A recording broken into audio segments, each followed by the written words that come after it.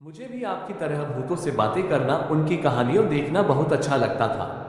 कभी कभी तो मैं पूरी रात भूतों की किताबें पढ़ते हुए उनकी कहानियां दोहराते हुए निकाल देता था। सच कहूं तो मैंने आज तक कभी कोई भूत नहीं देखा। मैं अक्सर यही सोचता था कि भूत आखिर दिखते कैसे होंगे। क्या सच में जैसा फिल्मों में दिखाया जाता है ठीक वैसे ही होते हैं? बेहद डरावने, बहुत खूंखार, बड़े बड़े नाखून जो इंसानों के जिस्म से उसका मांस नोचकर खा जाए, या फिर कुछ और? आपकी तरह मैं भी अक्सर यही सोचता हूँ कि किसी दिन अगर कोई भूत, पिशाच, डायन, चुड़ैल और पता नहीं क्या क्या मेरे सामने आ जाए तो मैं क्या करूँगा। आखिर मैं उन्हें पहचान भी पाऊंगा या नहीं? पर उस रात के हादसे के बाद से मेरे ये सारे सवाल धरे के धरे रह गए। अब बस मैं दुआ करता हूँ कि अब आपको ये बुरी ताकतें ना ही दिखे तो बेहतर है। आप भी सोच रहे होंगे क्या करें, ऐसा क्या हुआ मेरे साथ जिसने मेरी सोच को हमेशा हमेशा के लिए बदल कर रख दिया। तो चलिए आज मैं आपको अपनी कहानी सुनाता हूँ। ये बात उन दिनों की है जब मैं अकेला ही कानपुर से दिल्ली अपनी मौसी के यहाँ जा रहा था। रात का सफर था, ऊपर से सर्दियों का मौसम, इस पर भी मैंने अपने लिए खिड़की वाली सीट बुक की थी। उस दौरान मेरी उम्र 23 साल की थी। मुझे बहुत अच्छे से याद है कि मैं खिड़की की सीट से अपना चेहरा बाहर निकालकर सर्दियों का मजा ले रहा था और बाकी मौजूद पैसेंजर अपनी नींद का। तभी अचानक ही बस ड्राइवर ने जोर की ब्रेक लगा दी। मैं खिड़की से गिरने को ही हो गया। अबे, क्या पीकर चला रहा है? मरने का ही शौक है तो पटरी पर लेट जाके हम लोगों को क्यों मारना चाहता है? अचानक ब्रेक लगने से सबकी नींद हराम हो गई। सबका गुस्सा एक पल में ड्राइवर पर फूट पड़ा, पर कंडक्टर ने बात संभाले हुए कहा, कंडक्टर, अरे घबराए नहीं, वो अचानक से बिल्लियों का जोड़ा बस के नीचे आ गया, इसलिए एकदम से ब्रेक लगानी पड़ी। पर कोई फायदा नहीं हुआ, वो बेचारे जिंदा ही कुचले गए। कंडक्टर की बात सुन मेरे बगल में बैठे एक बूढ़े शख्स ने कहा, बूढ़ा, क्या तुमने बिल्ली के जोड़े को कुचल दिया? अरे आज अमावस है, काली अमावस। ये 12 सालों में सिर्फ एक बार आती है। इस दिन चुड़ैल, पिशाचिनी, डायन किसी जिन या भूत के साथ मिलकर खुद को और शक्तिशाली करती है। तुमने अनजाने में ही पर बहुत बड़ा अनर्थ कर दिया है बेटा। अब अनहोनी होने से कोई नहीं रोक सकता। बूढ़े शख्स की बातें सुन सबके रूह कांप गई थी। बस में मौजूद सभी लोगों के चेहरे पर मौत का डर साफ दिखाई दे रहा था।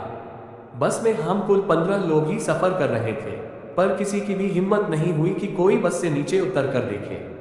पर कंडक्टर ने बूढ़े शख्स की बातों को हवा में उड़ाते हुए कहा, कंडक्टर अंकल, आप बुढ़ापे में सठिया गए हो। कुछ भी अनाप शनाप बकबक करके मेरे पैसेंजर को भी डरा रहे हो।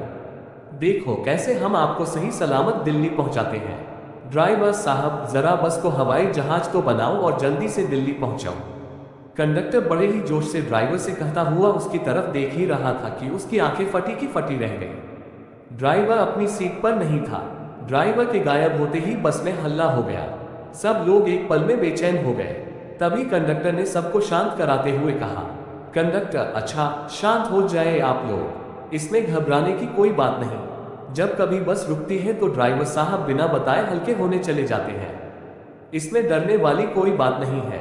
वैसे भी मैं इतनी बस तो चला ही लेता हूँ कि आप लोगों को सही सलामत दिल्ली पहुँचा दूँ, पर पहले ड्राइवर साहब को ढूंढता हूँ। इतना कहकर कंडक्टर गाड़ी से उतरने ही वाला होता है कि मेरे बगल में बैठे बूढ़े शख्स ने कंडक्टर को चेतावनी देते हुए, बूढ़ा, सुना नहीं कंडक्टर, बाहर मत जाओ। ड्राइवर अब कभी वापस लौटकर नहीं आने वाला, और अगर तुम भी बस से उतर गए तो तुम्हारा भी वही हाल होगा जो तुम्हारे ड्राइवर का हुआ है, फिर कभी नहीं मिलोगे। बूढ़े शख्स के इतना कहने पर भी कंडक्टर ने उसकी एक नहीं सुनी और बेफिक्र ही बस से उतरकर ड्राइवर को आवाजें लगाने लगा, कंडक्टर, ड्राइवर साहब कहाँ हैं आप? ड्राइवर साहब अब चलिए, यार पैसेंजर परेशान हो रहे हैं। जंगल के बीचों बीच बस रोक के कहाँ गायब हो गए? कंडक्टर चीख चीख कर ड्राइवर को आवाजें लगा रहा था। उसकी चीखों की गूंज ड्राइवर पूरे जंगल में गूंज रही थी। एक तो शरद रात, ऊपर से डर का खौफ। ये मेरी जिंदगी का पहला लम्हा था जब मुझे यकीन हो गया था कि जरूरी नहीं कि हर बार डर आपके सामने कोई चेहरा लेकर आए।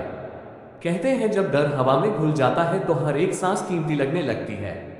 ऐसा ही कुछ हमारे साथ भी हो रहा था। सबकी सांसें डर के बारे गर्म हो गई थी कि तभी कंडक्टर की एक चीख ने सबका खून जमा दिया। सब लोग खिड़की से बाहर देखने लगे थे, पर किसी को भी कंडक्टर दिखाई नहीं दिया। तभी अचानक से कंडक्टर का सिर बस के शीशे को तोड़ता हुआ किसी फुटबॉल की तरह हम सबके बीच आ गिरा। कंडक्टर का कटा सिर देख सबके पैरों तले जमीन खिसक गई। सब लोग डर के मारे चीखने लगे थे। सच कहूं तो एक पल को कंडक्टर के कटे सिर में मुझे मेरा सिर दिखाई दे रहा था और अभी तो अनहोनी की शुरुआत भर थी। कंडक्टर के मरते ही बस के आसपास काले साए मंडराने लगे थे। अजीब अजीब सी आवाजें कान को छीलने लगी थी। डायन, तुम लोगों ने हमें मार दिया था, हम तुम में से किसी को जिंदा नहीं छोड़ेंगे। जिन्नात, हमारा मिलन तुम लोगों की वजह से अधूरा रह गया, तुम्हें उसकी सजा मिलकर रहेगी। आवाजें सुनकर साफ पता चल रहा था कि बूढ़े शख्स का कहा एक एक लफ्ज बिल्कुल सही था।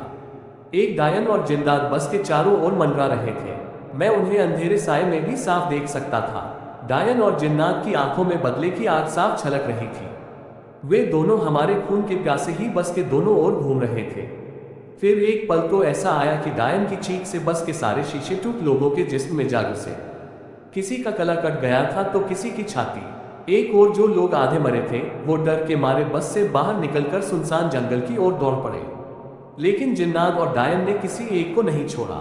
काले साए के रूप में जिन्नात और डायन लोगों को अपने साथ खला में ले जाते और बड़ी बेरहमी से उनके जिस्म के टुकड़े कर उन्हें नीचे फेंक देते थे। इधर बस में भी मेरे चारों तरफ खून ही खून इकट्ठा हुए जा रहा था।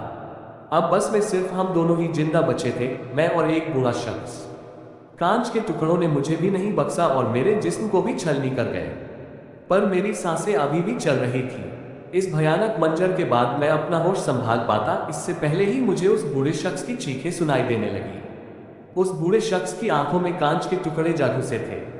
वो पूरी तरह अंधा हो गया था। वो बस दर्द में चीख रहा था, तड़प रहा था। लगता है अब हम लोग जिंदा नहीं बचेंगे।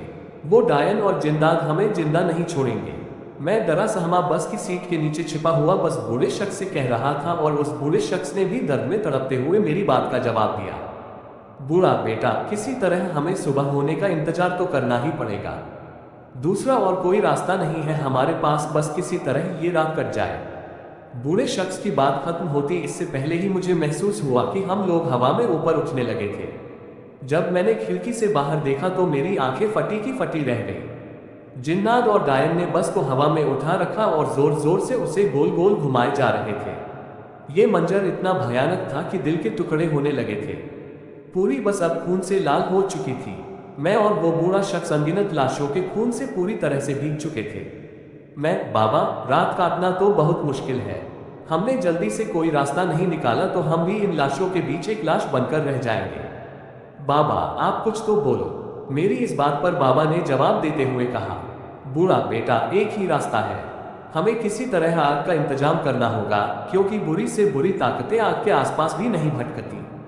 बस हमारे पास जलाने के लिए एक माचिस के अलावा और कुछ नहीं है।